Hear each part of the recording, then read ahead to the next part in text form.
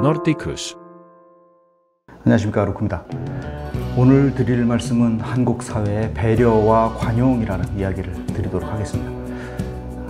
아침에요, 경비실에 잠깐 들렸는데 경비소장님하고 얘기를 좀 나눴습니다.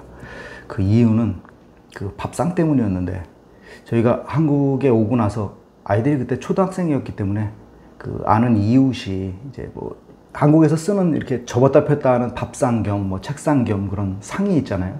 그래서 그거를 이제 위에 막 만화 캐릭터가 그려 있는 그런 상이었는데, 자기네 필요 없다고 쓰라고 해서 저희가 가져다 쓴 일이 있었습니다. 그런데 저희도 이제 애들이 다 컸고, 그래서 그걸 갖다가 이제 버려야 되겠다 생각해서 버렸는데, 이제 어느 그 입주민이 그걸 쓰시겠다고 해서 그걸 가져갔다. 청소 수거 비용은 낼 필요가 없다. 그래서 잊어버리고 있었는데, 석 달 정도 썼는데 이제 자기네가 새 거 샀으니 쓸모가 없다. 그러고서 자기네가 버리려고 그런다. 그래서 이 비용은 얼마다 라고 말씀드렸더니, 이거 원래 버리려고 했던 집이 있지 않냐, 그 집에서 그 돈을 받아라. 얘기하기 난감한 이야기라 하시면서 저한테 그 돈을 달라고 하시더라고요. 그래서 어차피 뭐 몇 달 전에 내려고 했던 돈이니까 그래서 2,000원을 드렸습니다. 좀 황당한 얘기겠죠. 남을 생각하는 배려는 또 사회적 관용도라는 말하고 맞물립니다. 이 사회적 관용도 하면 어려운 말 같은데, 관용도가 높다 또는 배려심이 있다라는 거는 남의 말을 받아주거나 또 남을 이해해 주거나 하는 그런 유연성이 있다는 얘기가 되겠죠. 또 반대로 사회적 관용도가 낮다, 또 배려심이 없다라는 얘기는 자기는 잘 바뀌지 않는다, 자기는 굉장히 단단하다 라는 얘기가 되겠습니다. 근데 둘이 이렇게 맞붙게 되면 저는 관용도를 이제 낮은 쪽과 관용도가 높은 쪽과 맞붙게 되면 항상 관용도가 높은 쪽이 이렇게 흡수되게 되어 있습니다. 근데 그거를 실제 생활에서 예를 들어 보면, 자기가 이제 직장 생활을 하다가 일이 좀 더 밀렸다든지 아니면은 자기가 좀 능률이 더 나게 하는 방법을 이제 개발을 해서 일을 좀 더 열심히 했다든지 해서 이제 목표치를 더 달성하거나 아니면 조금 더 열심히 일하거나 그랬을 경우에는 참 잘했다 라고 본인이 스스로가 이제 만족감 있게 생각을 하잖아요. 근데 그러고 나면 회사에서 잘했어 하고서 얘기를 하면 되는 것인데, 이 사람은 이렇게 일을 잘하고 효율성 있게 시간을 쓰고 늦게까지 일을 하니 다음에 좀 더 부려먹어야지 하는 그런 마음을 가지게 된다는 겁니다. 이런 문화가 뭐 굳이 한국에만 있는 것은 아닙니다. 그 아시아의 나라들 중에 가장 잘 산다는, 또 세계적으로 선진국이라는 싱가포르를 예를 빌어서 보더라도 그 키야수라는 문화가 있고요. 또 일본에도 메이와쿠라는 문화가 있습니다. 민폐이기 때문에 남한테 폐를 끼치지 말아라 라는 그런 문화고, 또 싱가포르에서는 반대로 지는 게 두렵다라는 키야수 문화가 있죠. 중국을 비롯한 그 중국 문화권에 있는 싱가포르는 초경쟁 사회라고 얘기할 수가 있죠. 실용주의 노선을 일찍이 걸었었기 때문에 이 일의 업적이나 성과로, 개인의 능력으로 그 사람을 판단하는 그런 문화가 자리를 잡았었습니다. 그렇기 때문에 내가 만일에 이 상황에서 갖지 못하면, 또 좋은 자리를 차지하지 못하면 내가 그 사람한테 지는 것이다 라는 그런 문화가 나타났죠. 거기까지는 좋은데, 이것이 지나친 경쟁으로 나갔을 경우에 남한테 폐를 주고 자리를 빼앗고 양보도 없고 쓰러진 사람도 안 돕고 도덕심도 망각한 그런 문화로 나갈 수밖에 없는 거죠.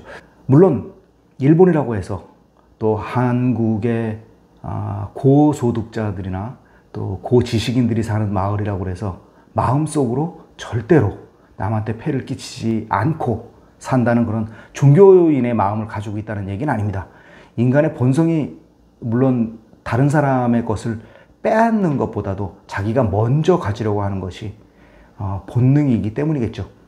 몇 년 전 얘기인데 서울대 사회발전연구소가 있었습니다. 거기에 지속가능 사회를 대비하기 위해서 몇 가지 세계인들을 상대로 설문조사를 했습니다. 공공성, 공익성, 공정성, 공개성, 시민성의 요소로다가 나눠서 33개국을 대상으로 조사를 했는데, 이 중에 공공성에 관한 부분에서 한국은 33위를 기록했다고 합니다. 이것이 뭐 마지막 꼴찌 순위라고 해서 한국의 그 공공성이 33위다라고 얘기할 수는 없겠습니다.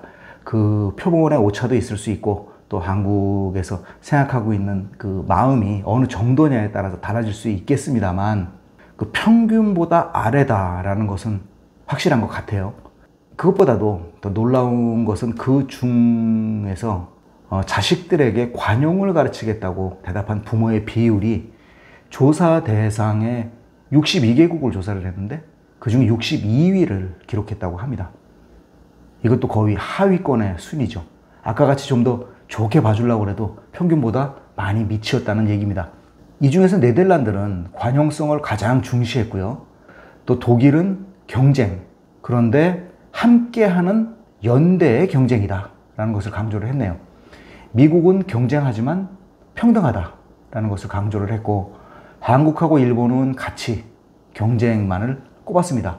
이러한 이유가 한국의 전통과 발전 그리고 무분별한 문화 유입으로 인해서 한국의 고유 사상이 정립할 수 없었기 때문이 아닌가라고서 진단을 하고 있습니다.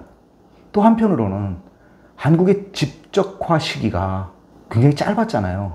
그렇기 때문에 옛날에는 직장이나 가정이나 많은 사람이 함께 사는 모습이 없었던 건 아니지만 그래도 주거 형태나 근무 형태가 더 집적화되면서 같은 시간 내에 더 많은 사람과 만나지 않으면 안 되고 더 많은 사람과 부딪히게 됐다는 상황을 꼽고 있습니다.